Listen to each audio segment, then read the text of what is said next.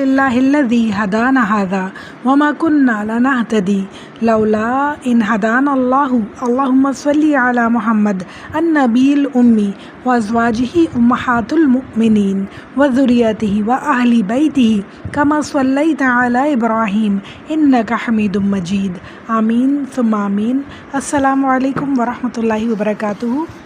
پچھلے لیکچر میں ہم نے دیکھا کہ رسول اللہ صلی اللہ علیہ وسلم کے اوپر پہلی وحی غار حرا میں نازل ہوئی، اور فرشتے نے یعنی حضرت جبرائیل علیہ السلام نے پہلی وحی جب پڑھائی رسول اللہ صلی اللہ علیہ وسلم کو تو انہیں بہت مشکلات کا سامنا ہوا۔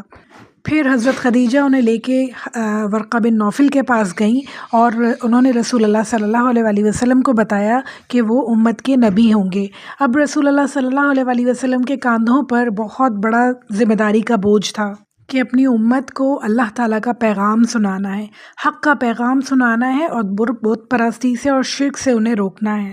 اب رسول اللہ صلی اللہ علیہ وسلم دوسری وحی کا انتظار کرنے لگے۔ آپ بہت فکر مند تھے کہ اب میں کیا کروں، اب مجھے سمجھانے کے لیے جبرائیل علیہ السلام کیوں نہیں آ رہے، مجھے بتانے کے لیے کہ اب آگے مجھے کیا کرنا ہے، اللہ تعالیٰ کا کوئی نیا پیغام میرے پاس کیوں نہیں آ رہا۔ آپ رسول اللہ صلی اللہ علیہ وسلم کی طرح حضرت بی بی خدیجہ بھی بہت فکر مند تھی، مگر انہوں نے اپنی پریشانی کو، اپنے غم کو اپنے چہرے پر نہ آنے دیا، اور جتنی تسلی ہو سکتی تھی وہ رسول اللہ صلی اللہ علیہ وسلم کو دیتی رہیں۔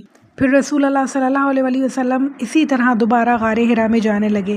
دن رات آپ وہیں رہتے، عبادت کرتے، اور اللہ تعالیٰ کو پکارتے رہتے، اللہ تعالیٰ کی عبادت کرتے رہتے۔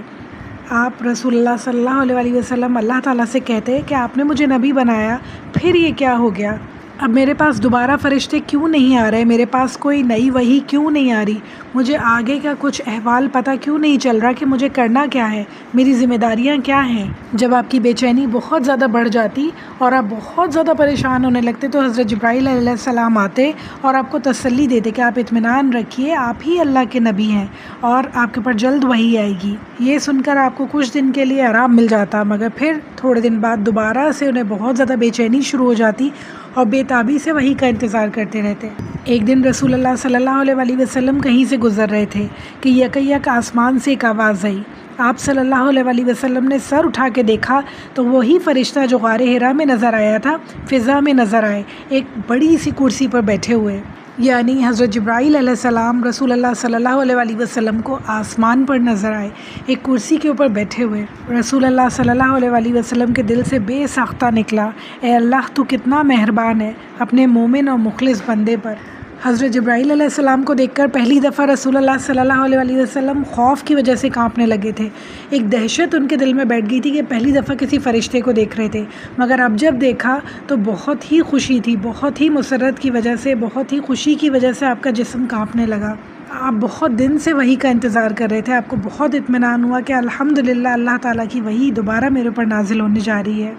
آپ صلی اللہ علیہ وسلم اسی حالت میں گھر آ گئے اور فرمایا مجھے کچھ اڑا دو، مجھے کچھ اڑا دو۔ چنانچہ آپ صلی اللہ علیہ وسلم نے ایک کپڑا کے اوپر ایک کپڑا ڈال دیا گیا، اتنے میں فرشتہ وہی لے کے آ گیا اور فرمایا یا ایھا المدثر قم فانذر وربک فکبر وثیابک فطہر والرجز فہجر۔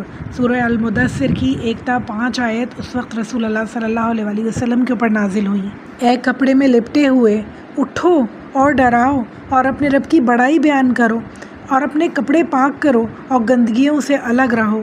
اب جب یہ وحی نازل ہوئی تو رسول اللہ صلی اللہ علیہ وسلم کو بے انتہا سکون ملا، دل بے انتہا اطمینان اور مطمئن تھا کہ الحمدللہ وحی نازل ہوئی اور اب مجھے پتہ چلا کہ مجھے کرنا کیا ہے۔ سب اندیشے اور خطرے دور ہو گئے، سارے جو پریشانیاں تھیں وہ رسول اللہ صلی اللہ علیہ وسلم کی جاتی رہیں۔ آپ صلی اللہ علیہ وسلم تو بے انتہا خوش تھے ہی، حضرت خدیجہ ان سے بھی زیادہ خوش تھیں اور بے انتہا ان کا دل گلاب کی طرح کھلا ہوا تھا، چہرہ دمک رہا تھا کہ الحمدللہ رسول اللہ صلی اللہ علیہ وسلم کی پریشانی دور ہوئی۔ اس کے بعد کئی وحی آتی رہیں، بار بار حضرت جبرائیل علیہ السلام آتے رہے اور اب کا پیغام رسول اللہ صلی اللہ علیہ وسلم کو سناتے رہے، لیکن پھر کچھ ایسا ہوا کہ کچھ دنوں بعد پھر وحی رک گئی۔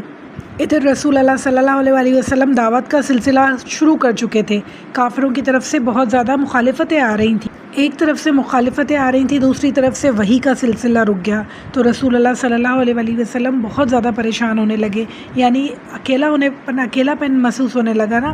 وہ اللہ کے نبی ہیں، اللہ تعالیٰ کی طرف سے جب ان کے پاس وحی آ رہی تھی، فرشتے آ رہے تھے، تو بہت ڈھارس تھی انہیں کہ اللہ تعالیٰ میرے ساتھ ہیں اور وحی آ رہی ہے اور میرا کوئی کچھ نہیں بگاڑ سکتا۔ اور جب وحی آنا رک گئی اور انہیں اکیلا پن محسوس ہونے لگا تو وہ بہت زیادہ پریشان ہونے لگے۔ ایک تو وحی رک گئی، یہ پریشانی ان کو، پھر اوپر سے چاروں طرف سے طعنے انہیں ملنے لگے۔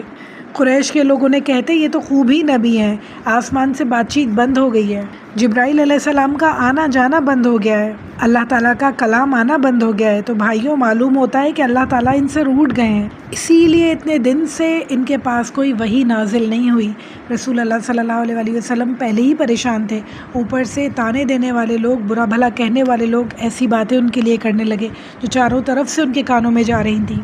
آپ صلی اللہ علیہ وآلہ وسلم سخت پریشان اور سخت بے چین تھے، اور مگر اللہ کا کرنا یہ ہوا کہ زیادہ دن وحی بند نہیں رہی اور جلد ہی دوبارہ وحی نازل ہوئی، اور وحی نازل ہوئی اس وقت سورہ ضحیٰ کی 1 تا 11 آیت، وَالضُّحَىٰ وَاللَّيْلِ إِذَا سَجَىٰ مَا وَدَّعَكَ رَبُّكَ وَمَا قَلَىٰ وَلَلْآخِرَةُ خَيْرٌ لَكَ مِنَ الْأُولَىٰ وَلَسَوْفَ يُعْطِيكَ رَبُّكَ فَتَرْضَىٰ أَلَمْ يَجِدْكَ يَتِيمًا فَآوَىٰ وَوَجَدَكَ ضَالًّا فَهَدَىٰ وَوَجَدَكَ عَائِلًا فَأَغْنَىٰ فَأَمَّا الْيَتِيمَ فَلَا تَقْهَرْ وَأَمَّا السَّائِلَ فَلَا تَنْهَرْ وَأَمَّا بِنِعْمَةِ رَبِّكَ فَحَدِّثْ۔ سبحان اللہ۔ گواہ ہے سورج کی روشنی اور رات کی تاریکی، جب وہ چھا جائے، آپ کے رب نے نہ آپ کو چھوڑا ہے نہ آپ سے ناخوش ہے، اور آپ صلی اللہ علیہ وآلہ وسلم کے لیے انجام ابتدا سے بھی بہتر ہے، اور جلد ہی آپ کا رب آپ کو دے گا اور آپ خوش ہو جائیں گے۔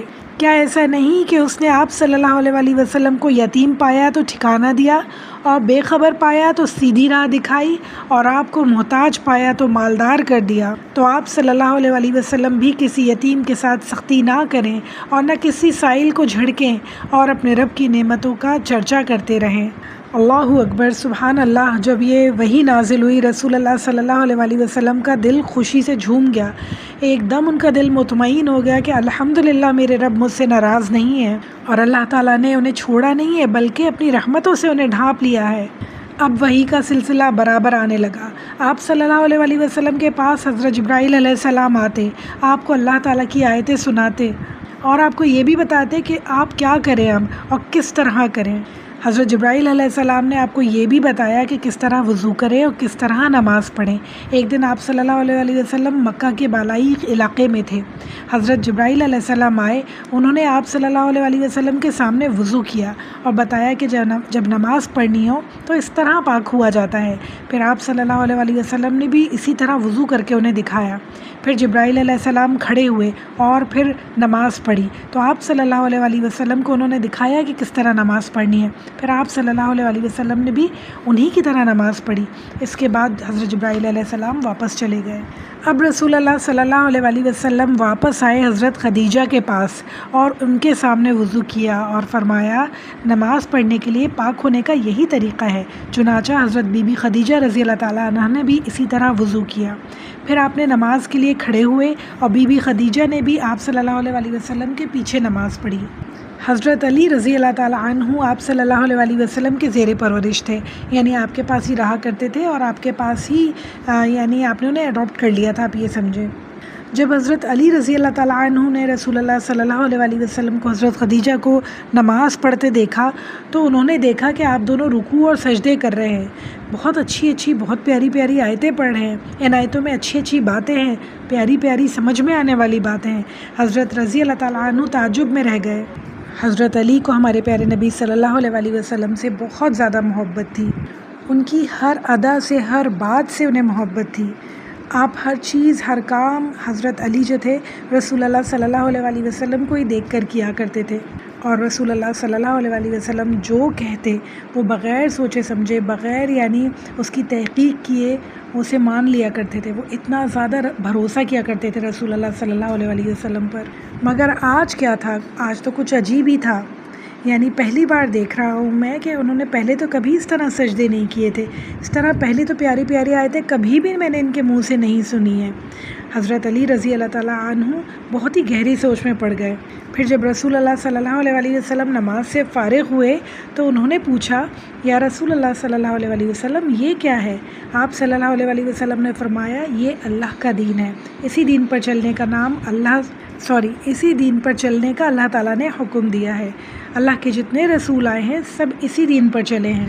حضرت علی رضی اللہ تعالیٰ عنہ بہت ہی حیران ہوئے، بہت ہی انہیں تعجب ہوا۔ انہوں نے پوچھا، اچھا یہ رکوع اور سجدے کیسے ہیں؟ آپ صلی اللہ علیہ وسلم نے فرمایا، اللہ نے مجھے نبی بنایا ہے، مجھ پر اپنا کلام اتارا ہے تاکہ میں ان لوگوں کو اچھی اچھی باتیں بتاؤں، لوگ بھٹک رہے ہیں ان کو سیدھے راستے پر دکھاؤں اور انہیں اللہ کی عبادت کرنا سکھاؤں۔ یہ رکوع اور سجدے ہم اسی اللہ کو کرتے ہیں۔ حضرت علی رضی اللہ تعالیٰ عنہ نے کہا، یہ تو بہت ہی اچھی چیز ہے، تو کیا جس دین پر آپ ایمان لائے ہیں اس پر میں بھی ایمان لا سکتا ہوں؟ آپ کی طرح کیا میں بھی عبادت کر سکتا ہوں؟ آپ کے ساتھ کیا میں بھی نماز پڑھ سکتا ہوں؟ رسول اللہ صلی اللہ علیہ وسلم نے فرمایا، ہاں پیارے بھائی، اللہ ایک ہے، اس کا کوئی شریک نہیں اور وہی عبادت کے لائق ہے۔ تم بھی اسی کی عبادت کرو اور لات اور عزیٰ کو چھوڑ دو اور جتنے بت ہیں سب کو چھوڑ دو۔ حضرت علی رضی اللہ تعالیٰ عنہ نے کہا، اچھا ذرا میں اپنے باپ سے پوچھ لوں۔ رات بھر گزر گئی، علی کو نیند نہ آئی، وہ جاگتے رہتے اور آپ صلی اللہ علیہ وسلم سے جو کچھ سنا تھا اور جو کچھ کرتے انہیں دیکھا تھا ان سب باتوں پہ غور کرتے رہے، اور صبح ہوئی تو بولے، میں آپ صلی اللہ علیہ وسلم پر ایمان لاتا ہوں اور آپ کی پیروی کا عہد کرتا ہوں، مجھے میرے باپ سے پوچھنے کی کوئی بھی ضرورت نہیں ہے، بتائیے میں کس طرح رکوع کروں، کس طرح سجدہ کروں اور کس طرح اللہ کا کلام پڑھوں۔ سبحان اللہ، اللہ تعالیٰ یہ یقین، یہ توکل ہم سب کو عطا فرمائے انشاءاللہ۔ آپ صلی اللہ علیہ وسلم نے انہیں اسی وقت نماز سکھا دی اور جو آیتیں نازل ہو چکی تھی وہ بھی یاد کروا دی۔ اب جب بھی رسول اللہ صلی اللہ علیہ وسلم نماز پڑھتے تو حضرت علی رضی اللہ تعالیٰ عنہ بھی ان کے ساتھ ضرور نماز پڑھتے۔ حضرت علی اور زید رضی اللہ تعالیٰ عنہ ایک ساتھ رہا کرتے تھے۔ بھلا جب علی نے دین قبول کر لیا تو زید کیسے پیچھے رہتے؟ وہ بھی فوراً سے ایمان لے آئے اور بہت ہی شوق اور ذوق سے دین کی باتیں سیکھنے لگے۔ اس طرح خواتین میں سب سے پہلے حضرت بی بی خدیجہ رسول اللہ صلی اللہ علیہ وسلم پر ایمان لائیں، پھر بچوں میں حضرت علی اور زید مسلمان ہوئے اور مرتے دم تک رسول اللہ صلی اللہ علیہ وسلم سے اور اس دین سے چمٹے رہے۔ اس پہ بالکل کسی قسم کا کمپرومائز ان لوگوں نے نہیں کیا۔ اتنی مشکلات آئیں، اتنی پریشانیاں آئیں، مگر انہوں نے نہ رسول اللہ صلی اللہ علیہ وسلم کا ساتھ چھوڑا اور نہ ہی دین کا ساتھ چھوڑا۔ سبحان اللہ۔ ان کے بعد حضرت ابو بکر رضی اللہ تعالیٰ عنہ ایمان لائے۔ یہ ابو قحافہ یتمی کے بیٹے تھے اور آپ صلی اللہ علیہ وسلم کے گہرے دوست تھے۔ حضرت ابو بکر رسول اللہ صلی اللہ علیہ وسلم کی سچائی اور پاکیزگی سے بہت زیادہ متاثر تھے اور آپ سے بہت محبت کیا کرتے تھے، بے انتہا آپ کا ادب اور احترام کیا کرتے تھے۔ آپ صلی اللہ علیہ وسلم کی دوستی کو، آپ کی صحبت کو غیر معمولی نعمت سمجھتے تھے، یعنی انہیں بہت بڑی چیز لگتی تھی رسول اللہ صلی اللہ علیہ وسلم کا ساتھ۔ اور یہاں پہ بہنوں دل سے دل کو راہ تھی، جس طرح حضرت ابو بکر رسول اللہ صلی اللہ علیہ وسلم سے محبت کیا کرتے تھے، اسی طرح رسول اللہ صلی اللہ علیہ وسلم بھی حضرت ابو بکر سے بہت محبت کیا کرتے تھے۔ آپ صلی اللہ علیہ وسلم بھی حضرت ابو بکر سے بہت ہی محبت سے اور بہت ہی پیار اور خلوص سے ملا کرتے۔ آپ صلی اللہ علیہ وسلم نے جو ہی حضرت ابو بکر کو اسلام کی دعوت دی اور قرآن کی چند آیتیں سنائیں، انہوں نے فوراً اسلام قبول کر لیا اور کلمہ پڑھ کر ایمان لے آئے۔ سبحان اللہ۔ جب رسول اللہ صلی اللہ علیہ وسلم نے انہیں دین کی دعوت دی تو جواب میں حضرت ابو بکر نے کہا، میرے ماں باپ آپ پر قربان ہوں، آپ صلی اللہ علیہ وسلم نے سچ فرمایا اور سچ بولنا آپ صلی اللہ علیہ وسلم کا کام ہے۔ میں گواہی دیتا ہوں اللہ کے سوا کوئی معبود نہیں اور آپ صلی اللہ علیہ وسلم اللہ کے رسول ہیں۔ سبحان اللہ، سبحان اللہ۔ کتنا پکا یقین اور کتنا سچا یقین، اور اللہ تعالیٰ کی طرف سے ان کے دل پر خاص رحمت تھی حضرت ابو بکر کے کہ فوراً سے ان کے دل صاف ہو گیا، ہمیشہ کی بت پرستی انہوں نے چھوڑ دی اور اللہ تعالیٰ کے رسول صلی اللہ علیہ وسلم پہ فوراً ایمان لے آئے۔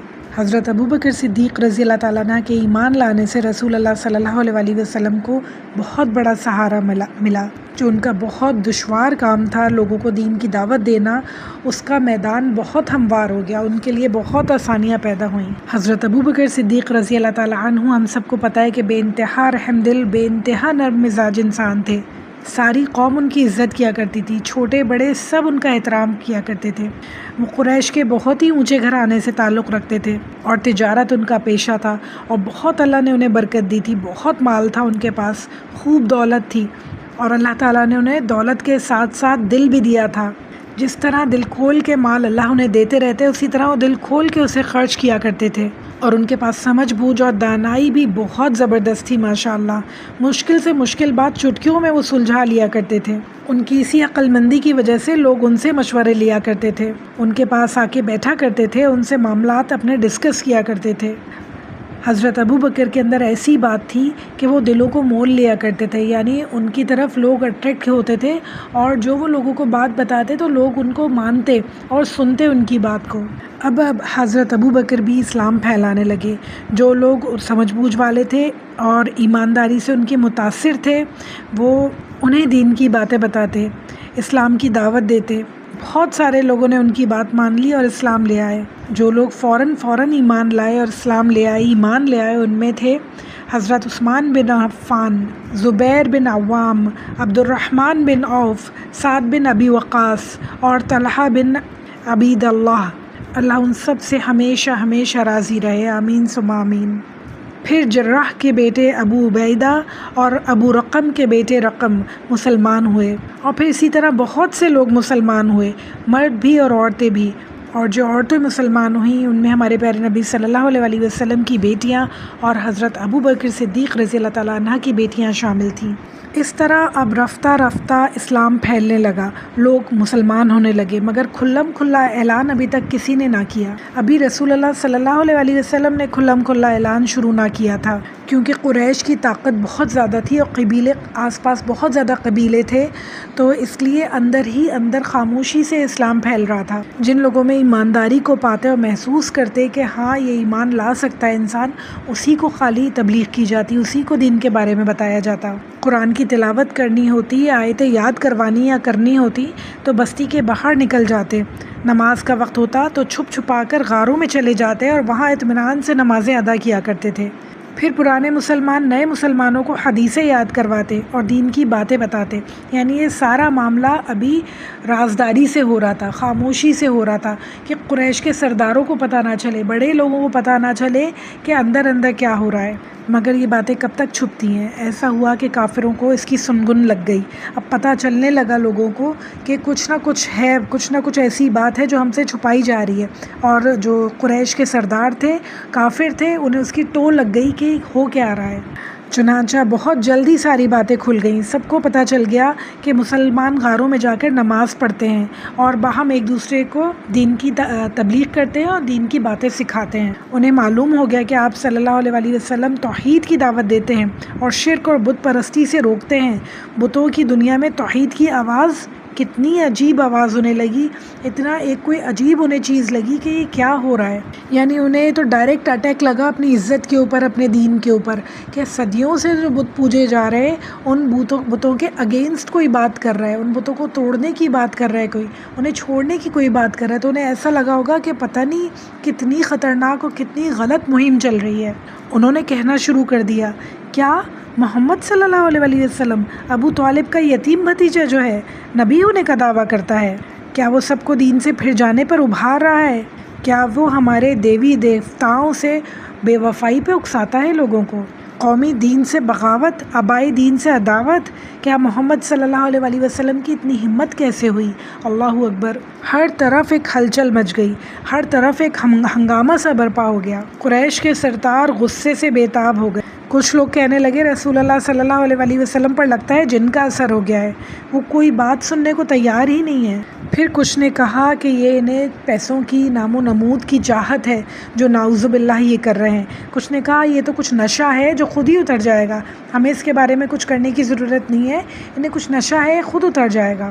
بہت سے کافر، بہت سے مشرک تو ایسا سوچتے ہیں کہ ہم دین کو جانچتے ہیں کہ کیا ہے، ہمارے اوپر تو کوئی فرق پڑنے والا نہیں ہے، تو ہم دین کو جانچتے ہیں کہ ہمیں کوئی فائدے کی بات ہی پتہ چل جائے، نقصان تو ہمارا کچھ بھی نہیں ہے، ہم اپنے آبائی دین کو چھوڑنے والے تو ہیں نہیں، مگر دیکھتے تو ہیں کہ یہ دین ہے کیا چیز۔ اس چکر میں وہ اس کی جانچ کرتے، اسے پڑھتے، اسے سنتے، اور کیا ہوتا کہ اس دین میں انہیں اچھائیاں ہی اچھائیاں نظر آتی اور وہ مسلمان ہو جاتے۔ اللہ اکبر۔ ہزاروں لوگ آج بھی اس طرح مسلمان ہوتے ہیں کہ وہ دین کو دیکھتے ہیں، پڑھتے ہیں، سیکھتے ہیں صرف اس لیے کہ اس میں برائیاں نکال سکیں، مگر دین کی اچھائی اور دین کا مکمل ہونا اتنا زبردست ہے ہمارا، سبحان اللہ، کہ وہ اسے دیکھ کر، اسے پڑھ کر مسلمان ہو جاتے ہیں۔ سنتے سنتے بات، پھیلتے پھیلتے بات حضرت ابو طالب تک پہنچی، تو ان کا دل بھی چاہا کہ اپنے بھتیجے سے ملیں اور دیکھیں کہ انہوں نے کیسا دین نکالا ہے۔ ایک دن حضرت ابو طالب اسی ارادے سے گھر سے نکلے، ساتھ حضرت علی رضی اللہ تعالیٰ عنہ کے بھائی حضرت جعفر بھی موجود تھے، تو دونوں کے ساتھ دونوں گئے اور دیکھا کہ رسول اللہ صلی اللہ علیہ وسلم ایک گھاٹی میں نماز پڑھ رہے ہیں اور ساتھ میں ان کے بیٹے حضرت علی بھی ان کے موجود ہیں۔ دونوں آبادی سے بہت دور آ کر نماز پڑھ رہے ہیں، کیوں؟ ان کے اور ان کے ساتھیوں کے ڈر سے۔ آپ صلی اللہ علیہ وسلم نماز سے فارغ ہوئے تو حضرت ابو طالب نے پوچھا، بھتیجے تم نے یہ کیسا دین اپنایا ہے؟ آپ صلی اللہ علیہ وسلم نے بہت ہی محبت سے انہیں جواب دیا، چچا جان یہ اللہ کا دین ہے، اس کے فرشتوں کا دین ہے، سارے نبیوں اور رسولوں کا دین ہے، دادا ابراہیم کا بھی یہی دین تھا، اللہ نے یہ دین دے کر مجھے دنیا کی ہدایت کے لیے بھیجا ہے۔ میرے پیارے چچا جان، آپ کا مجھ پر سب سے زیادہ حق ہے، میری خیر خواہی کے آپ سب سے زیادہ مستحق ہیں، اور آپ کے لیے میری سب سے زیادہ خیر خواہی یہی ہوگی کہ میں آپ کو دین کی دعوت دوں، آپ کو بھی چاہیے کہ میری اس خواہش کو نہ ٹھکرائیں۔ حضرت ابو طالب نے کہا، بھتیجے باپ اور دادا کا دین چھوڑنا میرے لیے ناممکن ہے، البتہ میری ہمدردیاں، میری محبت ہمیشہ تمہارے ساتھ ہے، جب تک جان میں جان ہے تمہارا کوئی کچھ نہیں بگاڑ سکتا۔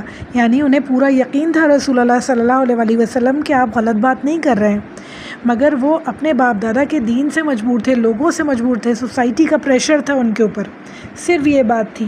دل سے تو وہ ایمان لے آئے تھے، دل سے تو وہ رسول اللہ صلی اللہ علیہ وسلم کے ہمیشہ ساتھ تھے، صرف زبان سے کہنا انہیں مشکل تھا، صرف لوگوں کا سامنا کرنا انہیں مشکل لگتا تھا۔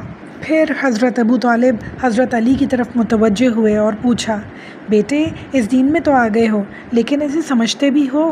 حضرت علی رضی اللہ تعالیٰ عنہ نے جواب دیا، ہاں ابا جان، میں خدا اور اس کے رسول پر ایمان لے آیا ہوں، اور جو کچھ وہ کہتے ہیں میں اسے مانتا ہوں، اور اپنے رب کو خوش کرنے کے لیے نماز بھی پڑھتا ہوں۔ حضرت ابو طالب نے حضرت علی کو جواب دیا، ٹھیک ہے میرے بیٹے، محمد بھلی باتیں ہی کرتے ہیں، وہ جیسا کہیں ویسا ہی کرنا۔ سبحان اللہ، سبحان اللہ۔ انہوں نے اپنے بیٹے کو ایک دفعہ بھی نہیں کہا کہ تم ایسا نہیں کرو، کیونکہ ان کے بیٹے ان کے پاس ہی پرورش پا رہے تھے، وہ پریشر میں نہیں تھے۔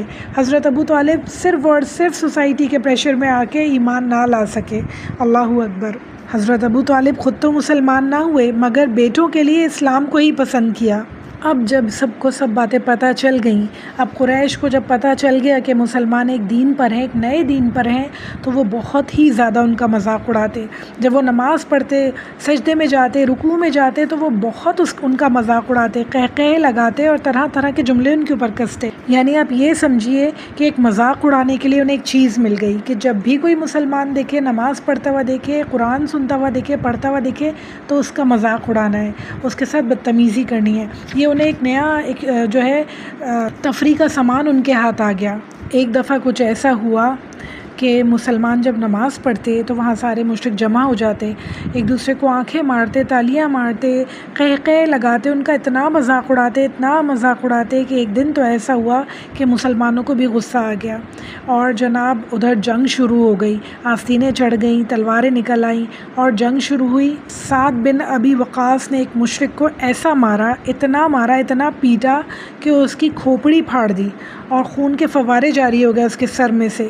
یہ پہلا خون تھا جو بہا اسلام کی خاطر، اسلام کے تاریخ میں پہلا خون تھا جو حضرت سعد بن ابی وقاص کا نے کیا کسی مشرک کا۔ رسول اللہ صلی اللہ علیہ وآلہ وسلم جتنا ہو سکتا تھا مشرکوں سے دور رہتے تاکہ ان کی شرارتوں سے، ان کی بدتمیزیوں سے دور رہا جا سکے۔ کوئی وحی نازل ہوتی نئی، کوئی ایسی بات ہوتی، مشورہ ہوتا تو دارالارقم میں جا کر تمام مسلمان یہ معاملات طے کیا کرتے تھے۔ آپ صلی اللہ علیہ وآلہ وسلم کو نبی بنے ہوئے 3 سال گزر گئے۔ اب ہر بندہ جان گیا تھا کہ رسول اللہ صلی اللہ علیہ وآلہ وسلم ایک نئے دین کی دعوت دے رہے ہیں، اور اسلام زور پکڑتا جا رہا تھا۔ زیادہ سے زیادہ لوگ اسلام میں داخل ہوتے چلے جا رہے تھے۔ چنانچہ اب اللہ کا حکم ہوا کہ کھلم کھلا دعوت دینا شروع کریں۔ اب آس پاس کے یعنی قریبی رشتہ داروں کے علاوہ آگے بڑھ کر دعوت دینا شروع کریں۔ جو کام آج تک چھپ کر کیا جاتا تھا اعلانیہ اسے کرنا شروع کریں۔ یعنی رسول اللہ صلی اللہ علیہ وآلہ وسلم کے لیے ایک نیا چیلنج تھا۔ سننے میں باتیں آسان لگتی ہیں، مگر ایک پوری یعنی سیریز ہے، ایک پوری زندگی رسول اللہ صلی اللہ علیہ وآلہ وسلم نے شدید جد و جہد میں لگائی۔ ان کے آس پاس کے ساتھیوں نے، ان کے تمام لوگوں نے جو مسلمان ہوتے جا رہے تھے، پوری زندگی ان کی شدید جد و جہد میں تھی۔ یہ لوگ سب صرف نام کے مسلمان نہیں تھے، اصلی میں مسلمان تھے۔ ان کے اندر رسول اللہ صلی اللہ علیہ وآلہ وسلم کی محبت، اللہ کی محبت بے پناہ تھی، اور وہ تمام احکامات پر عمل کرنا جانتے تھے، اور وہ چاہتے تھے کہ ان کے پیارے بھی ایمان لے آئیں۔ تو وہ لوگوں کو تبلیغ کا کام بھی بہت تیزی سے کیا کرتے تھے۔ پوری زندگی جد و جہد میں گزرتی تھی۔ اللہ تعالیٰ سے امید ہے کہ ہم سب کی زندگیاں بھی اسی طرح جد و جہد میں گزریں کہ ہمارے لیے بھی دین پہ عمل کرنا آج کل بہت مشکل ہے، اور ہمارے بہت سے پیارے ایسے ہیں جو مسلمان ہونے کے باوجود بھی دین سے بہت دور نظر آتے ہیں۔ تو ہم سب کو بھی ضرورت ہے کہ ہم بھی اپنی زندگیوں میں اپنی کمفرٹ زون سے نکلیں اور دین کی تبلیغ کریں، دین کی دعوت دیں لوگوں کو، اس طرح انہیں سمجھائیں کہ ان کو بہت آرام سے سمجھ میں آئے بات، بہت محبت سے، بہت دل کے درد کے ساتھ ہم دین کی تبلیغ کریں انشاءاللہ۔ اور اللہ سے امید ہے کہ ہماری باتوں میں وہ اثر پیدا ہو انشاءاللہ، کہ لوگ سنیں اور واپس اللہ کے دین کی طرف مڑ کے آ جائیں انشاءاللہ، دوبارہ اللہ کی اطاعت میں اسی طرح آ جائیں جیسے اس کا حق ہے انشاءاللہ تعالی۔ ربی اعنی علی ذکرک و شکرک و حسن عباداتک ربنا تقبل منا انک انت السمیع العلیم وتوب علینا انک انت التواب الرحیم۔ صلی اللہ تعالی علی خیر خلقہ ازواجہ و ذریتہ اجمعین برحمتک یا ارحم الراحمین۔ السلام علیکم ورحمۃ اللہ وبرکاتہ۔